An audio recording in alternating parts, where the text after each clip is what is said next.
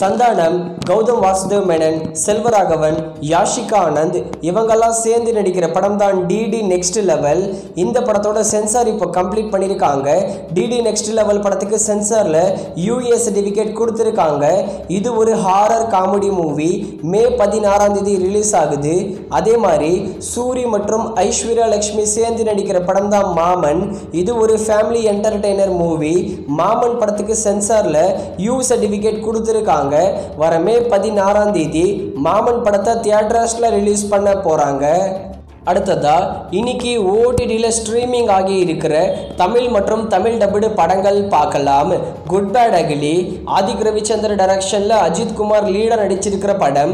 Good bad ugly படத்தை இன்னைக்கு நெட்ஃப்ளிக்ஸில் தமிழ், தெலுங்கு, மலையாளம், ஹிந்தி, கன்னடான்னு எல்லா லாங்குவேஜிலும் அவைலபிளாக இருக்குது. அடுத்ததா ஒடிலா 2 தமிழ்நாடு லீடாக நடிச்சிருக்கிற ஒரு ஹாரர் மூவி.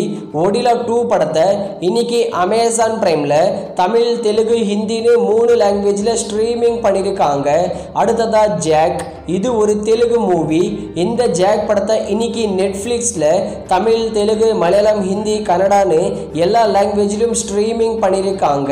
அடுத்ததா நம்ம அஜித் குமார் ரீசெண்டா குட் பேட் அக்லின்னு மிகப்பெரிய பிளாக் பஸ்டர் கொடுத்து பயங்கரமான கம்பேக்கா கொடுத்திருக்காரு. அதனாலேயே AK64 படத்தை யார் டைரக்ஷன் பண்ணுவாங்கன்னு ஒரு பயங்கரமான எதிர்பார்ப்பு இருக்கு. எங்களுக்கு கிடைச்ச அப்டேட் படி AK64 படத்தை ஆதிக் ரவிச்சந்தர் தான் டைரக்ஷன் பண்ண அதிகமான வாய்ப்பு இருக்கிற மாதிரி சொல்றாங்க.